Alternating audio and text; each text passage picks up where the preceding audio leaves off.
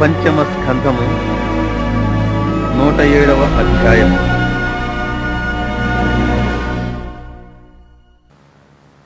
యెహోవా దయాళుడు, ఆయనకు కృతజ్ఞతాస్తుతులు చెల్లించుడి. ఆయన కృప నిత్యముండును.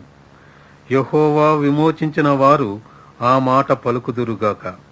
విరోధుల చేతిలో నుండి ఆయన విమోచించిన వారును, తూర్పు నుండి, పడమట నుండి, ఉత్తరము నుండి, దక్షిణము నుండి, నానా దేశముల నుండి ఆయన పోగు చేసిన వారును ఆ మాట పలుకుదురుగాక. వారు అరణ్యమందలి ఎడారి త్రోవను తిరుగులాడుచుండిరి. నివాసపురమేదియు వారికి దొరకకపోయెను.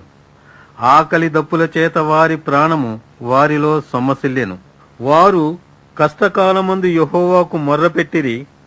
ఆయన వారి ఆపదలలో నుండి వారిని విడిపించెను. వారొక నివాసపురము చేరునట్లు చక్కని త్రోవను ఆయన వారిని నడిపించెను.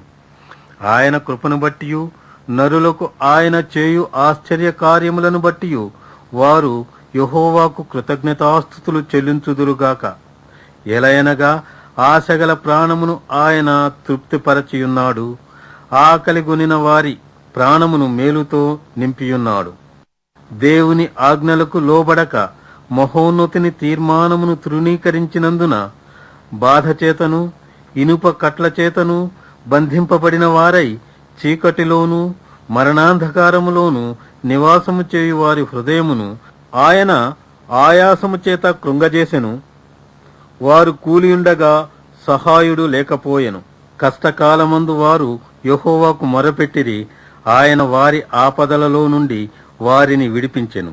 వారి కట్లను తెంపివేసి చీకటిలో నుండి మరణాంధకారములో నుండి వారిని రప్పించెను.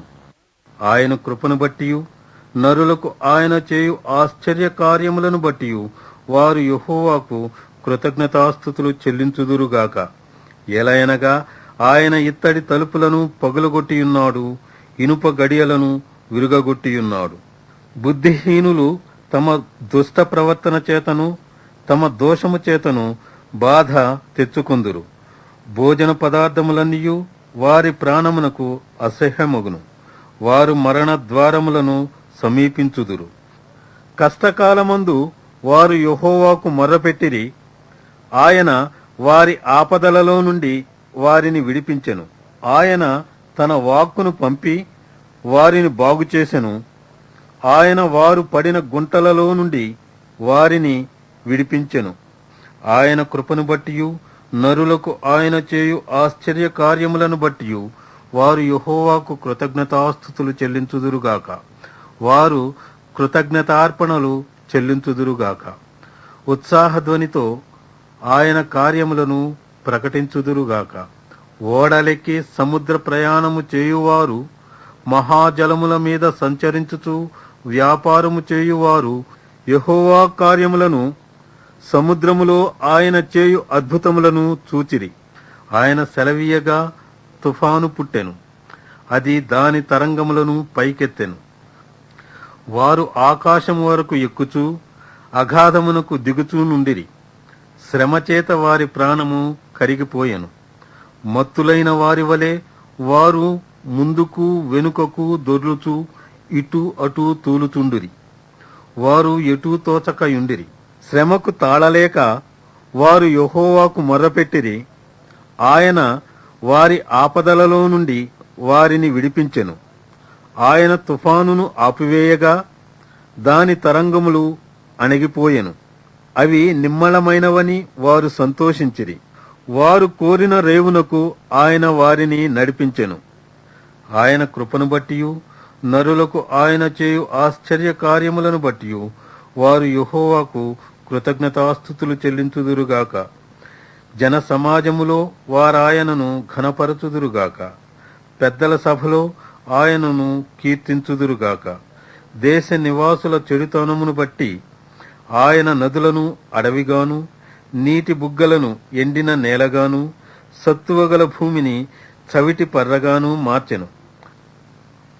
అరణ్యమును నీటి మడుగుగాను, ఎండిన నేలను నీటి ఊటల చోటుగాను ఆయన మార్చి వారు అచ్చట నివాసపురము ఏర్పరచుకొనున్నట్లును, పొలములో విత్తనములు చల్లి ద్రాక్ష తోటలు నాటి వాటి వలన సస్యఫల సమృద్ధి పొందునట్లును ఆయన ఆకలి కొనిన వారిని అచ్చట కాపురముంచెను. మరియు ఆయన వారిని ఆశీర్వదింపగా వారు అధికముగా సంతానాభివృద్ధి నొందిరి. ఆయన వారి పశువులను తగ్గిపోనీయలేదు. వారు బాధ వలనను, ఇబ్బంది వలనను, దుఃఖము వలనను తగ్గిపోయినప్పుడు రాజులను తృణీకరించుచు, త్రోవలేని ఎడారిలో వారిని తిరుగులాడజేయువాడు అట్టి దరిద్రుల బాధను పోగొట్టి వారిని లేవనెత్తెను. వాని వంశమును మందవలే వృద్ధి చేసెను. యథార్థవంతులు దాని చూచి సంతోషించుదురు. మోసగాండ్రందరును మౌనముగానుందురు.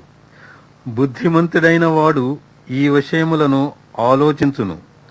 యెహోవా కృపాతిశయములను జనులు తలపోయుదురుగాక.